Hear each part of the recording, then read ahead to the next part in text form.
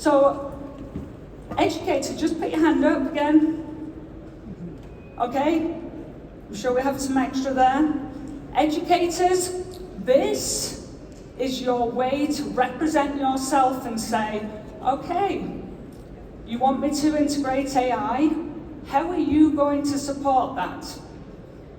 What do I have? I need all these things. I need support, tech support, I need training, I need policies to tell me how we're supposed to use it, all these different things.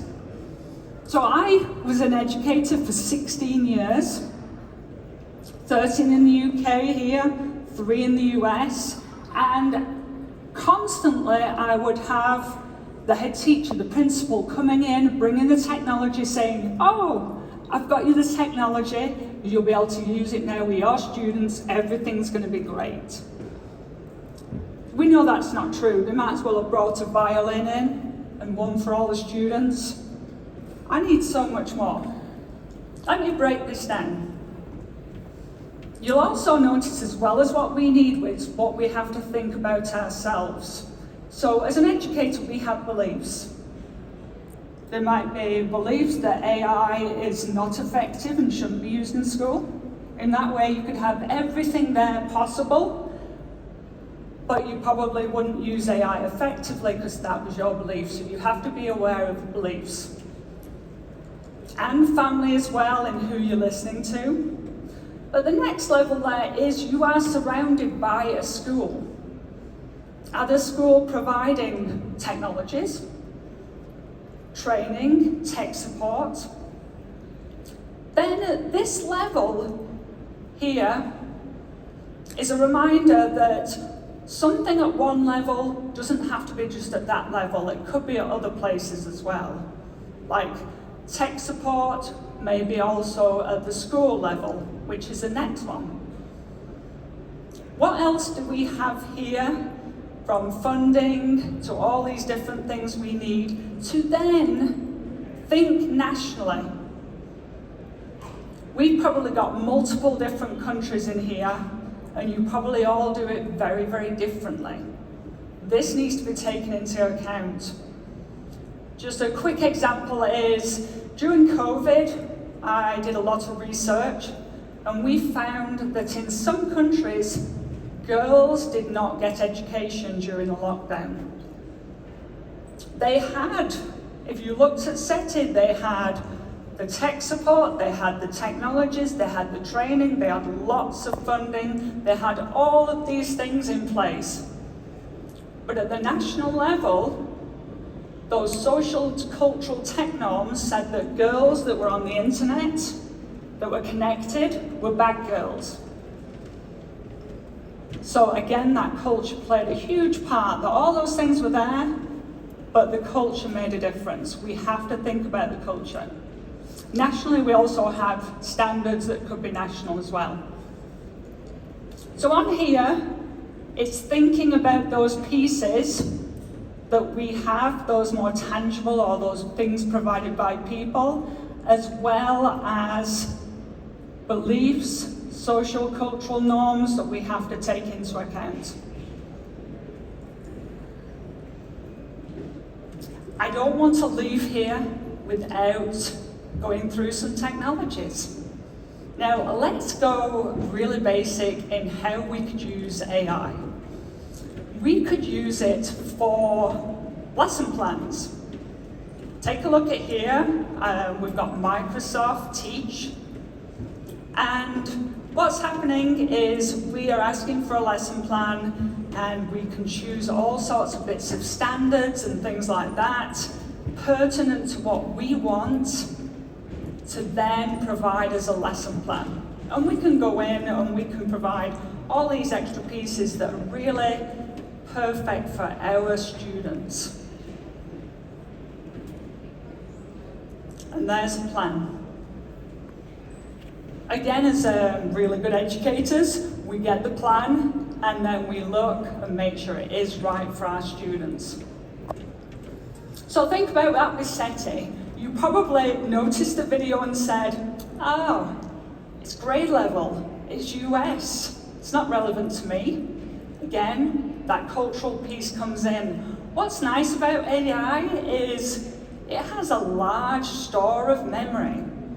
That program, Teach on Microsoft, has 5 million different standards from 35 different countries. So your country might be there, that you can dig just as what we did there, deep into exactly what your students need.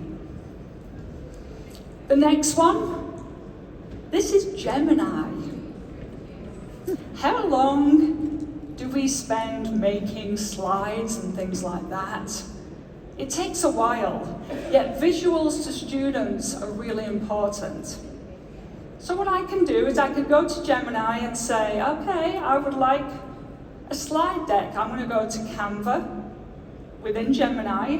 I want a slide deck and I'd like you to include some questions. And I've speeded this up a little bit, but you can see there, it creates a very magical set of slides. Look at that with all the graphics. Those slides are really, really helpful, and it even gets to comparisons, questions. The time that it takes me to make that is time away from my students. This is what we call offloading well. People get nervous. Educators often feel, oh, I can't do that. I can't let AI do that. I should be doing that. No. Education is hard, and we want to spend as much time as we can in front of the students. These are ways to offload, to again, give you a bit more time to be with your students. So, thinking SETI, do you have training to be able to use these magical AI tools? Do you have funding? What happens if some of those programs require funding to give extra visuals or something? These are things to think about. Now the next one, we've got 2 left. Next one, are you ready? Are you going to hold onto your seats? Are you excited? Thank you, kind of. Are you excited? Thank you. So, as an educator, for those 16 years, I didn't have a tech crew behind me to make whatever I wanted. Now I do. What I'm going to do is, I'm on Claude, a free version, and I'm saying to Claude, look, I want you to make me a game, an interactive game that I can put on a platform and allow students to use. I want it to be navigated by the arrow keys on the keyboard. I can say whatever I want. And I can't code, but Claude can. Take a look at this. Again, speed it up. It can code and then provides me a game.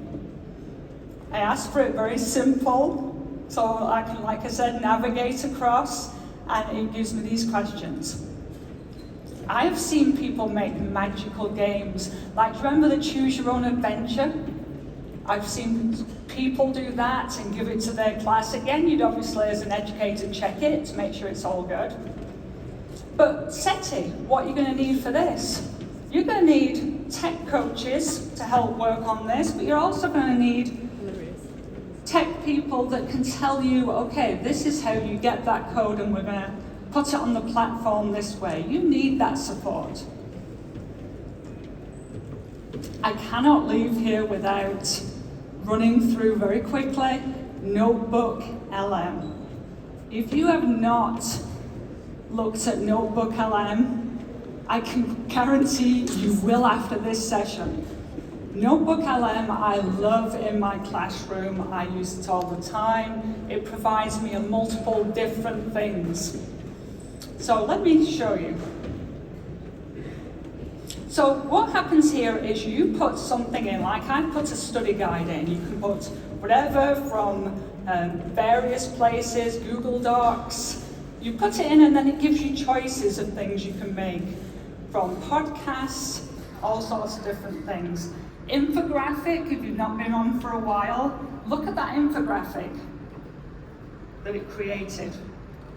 It can even create podcasts. Take a listen to this.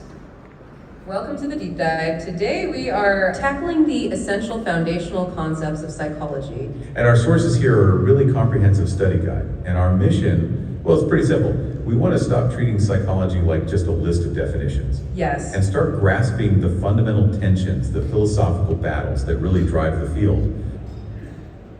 All I did was put a document in and it created that. It can create videos as well. Take a look at this. Have you ever just stopped and wondered what is actually going on in there, in your head? Today, we're going to try to create a map for maybe the most complex territory in the entire universe, your own mind. These are things that are extremely good. In fact, a set of researchers looked at these programs, Notebook LM in particular, and they looked for the accuracy. And we found it actually was extremely accurate. And the scary part was it even added lots of things that went beyond what we'd given that were actually good. Very, very good. Like, I do a lot of research, and I put in some of my research that was open access, and it said things that made me kind of go, oh, wow, I wish I'd have put that in the paper. So this is very accurate. Now, for those, again, that have been on Notebook LM, you can click those buttons and say, I want this, I want this. But next to it, there's a pencil that gives you extra choices. So take a look at that pencil, because you can really navigate it and make it perfect for your students. So do think about SETI with all these things, the social, ecological, technology integration. Educational leaders, who have we got in here? Educational leaders on any level. This is your roadmap for what you need. The SETI is your roadmap for what you need to make your educators successful. And again, for educators, you'll be able to take that to your educational leaders and say, I need these things. I need that support from you to be effective. What I want to leave you with today is this thought. Instead of asking what AI will replace, ask, what will AI make possible? So, if you have any questions, I'm guessing you might have many. I am going to be here at the Lenovo stand after with all the great technologies they have. And I would just like to thank you for being a great audience. Thank you very much.